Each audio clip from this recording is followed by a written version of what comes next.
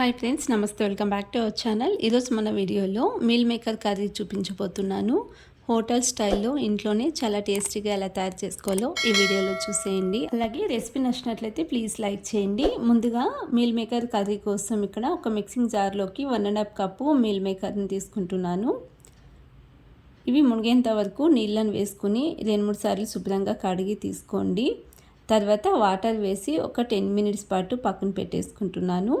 ఒక 10 మినిట్స్ నానితే సరిపోతాయండి. ఈ విధంగా పక్కన పెట్టుకుని స్టవ్ పైన ఫ్యాన్ పెట్టుకుని 2 స్పూన్ల ఆయిల్ వేసుకుంటున్నాను.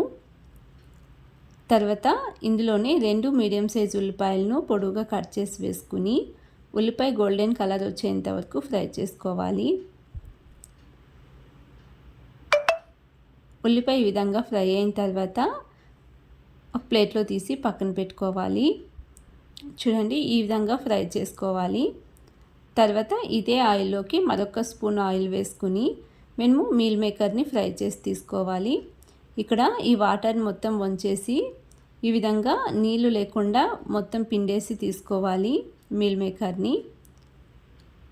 తర్వాత ఇందులోనే చిటికెడు పసుపును వేసుకుని మీల్ మేకర్ వేసుకుంటున్నాను. మీడియం ఫ్లేమ్లోనే ఒక 2 నిమిషాల పాటు ఫ్రై చేసుకోండి. కొంచెం సాల్ట్ను వేసుకుని ఫ్రై చేసుకోవాలి.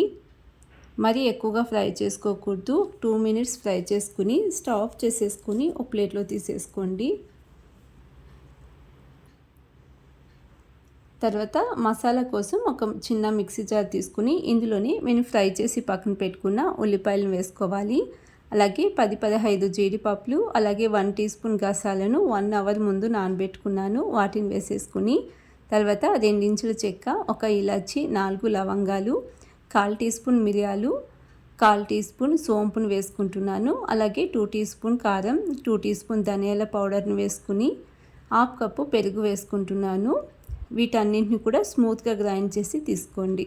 ఇక్కడ పెరుగును ఇష్టం లేదనుకుంటే పెరుగు బదులు టమాటో అయినా వేసుకోవచ్చు. తర్వాత 2 స్పూన్లు ఆయిల్ వేసుకుని చిన్నగా కట్ చేసుకున్న ఉల్లిపాయ ముక్కల్ని వేసుకుని ఫ్రై చేసుకోవాలి. అలాగే 2 పచ్చిమిర్చిని వేసుకుంటున్నాను. పచ్చిమిర్చిని మధ్యలో కొంచెం ఓపెన్ చేసి వేయండి. అలాగే కరివేపాకును కూడా వేసుకుని ఫ్రై చేసుకోండి. నెక్స్ట్ ఇందులోనే చిటికెడు పసుపు వేసుకోవాలి. అలాగే 1 టీ స్పూన్ అల్లం వెల్లుల్లి పేస్ట్ వేసుకుంటున్నాను. అల్లం వెల్లుల్లి పేస్టు పచ్చివాసన పోయేంత వరకు ఫ్రై చేసుకోండి. ఈ విధంగా ఫ్రై అయిన తర్వాత గ్రైండ్ చేసి పక్కన పెట్టుకున్న మసాలాను వేసుకోవాలి.